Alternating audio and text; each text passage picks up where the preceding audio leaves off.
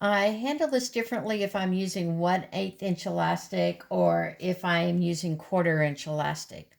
The flat 1/4 inch elastic does not need a knot on each end, but the 1/8 inch elastic has a tendency to pull out. So I don't measure it and cut it yet. Instead, I tie a knot in one end, leaving about a 1/2 inch tail. And I have a little measuring tape built into my machine here. So I kind of mark with my thumb where I think the 7 inches is, and I make another loose knot, remeasure it, pull it tight, and then cut it again about a 1/2 inch away. So I keep doing that for the full length of my 1/8 inch elastic. I'll set this one aside for right now. And I have 2 pieces here that are ready to go with a knot on each end. So I have 2 squares of fabric that are 6 by 9 inches. And I am going to put the knot right at the corner of one piece and put the other piece on top of it. These are going to be right sides together. And I'm going to use a clip to hold that in place. Then you take that piece of elastic, grab the other end, and put it in the other corner with the knot right at the corner and clip that one in place. Turn it around and repeat that process. So knot in the corner, right sides together, corners together,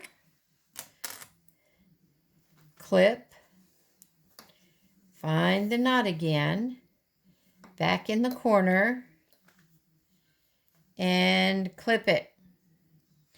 Then you are going to go to your machine and you're going to stitch it, leaving an opening on one long end.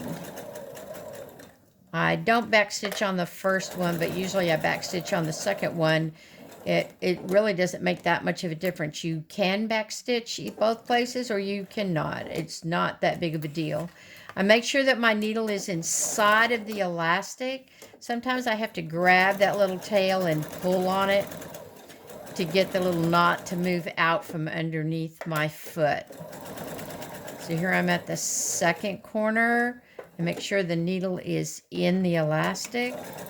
Again, I need to grab that tail.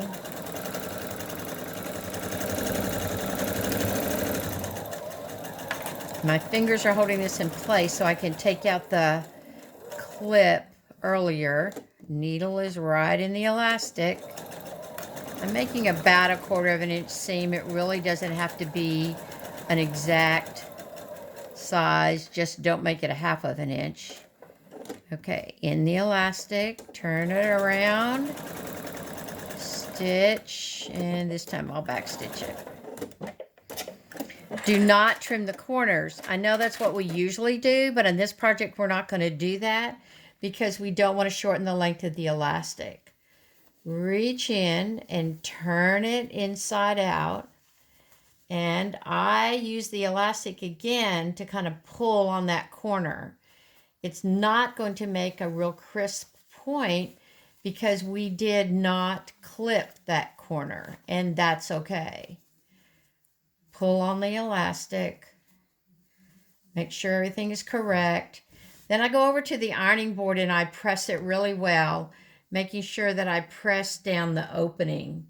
After I've done that, this is what I have. And here's my opening. This particular one I'm using the 1/4 inch elastic on.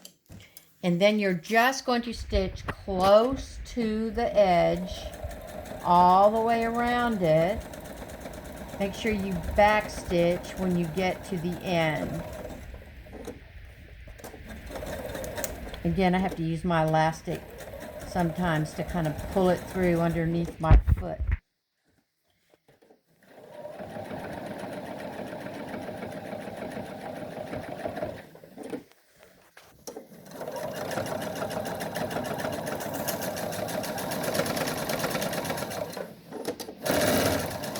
Make my machine go a bit faster here. I don't need any pins or clips or anything at this point.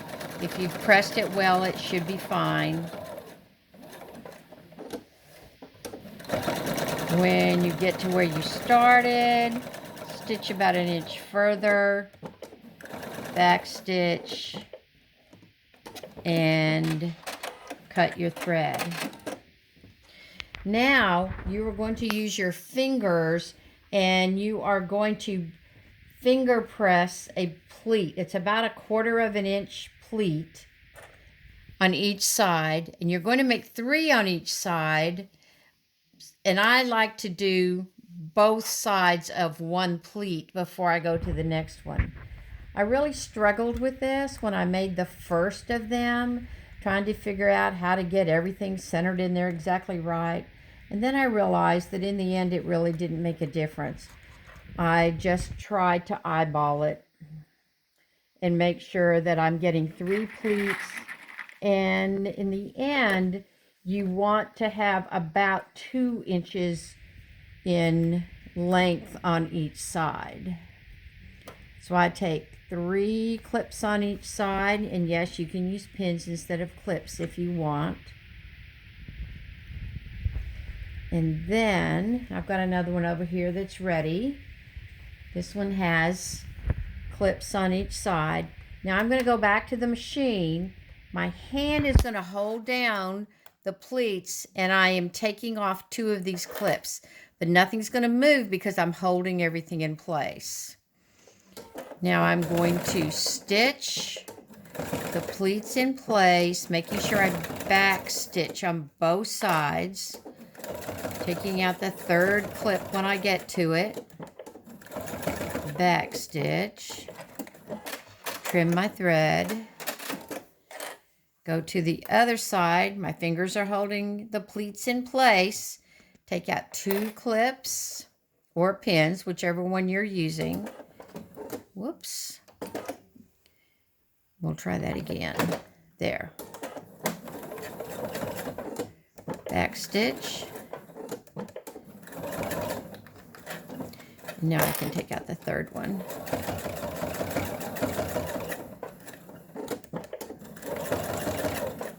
Back stitch again, trim my threads, and then I just take my scissors and clip off all the little ends, and it is done.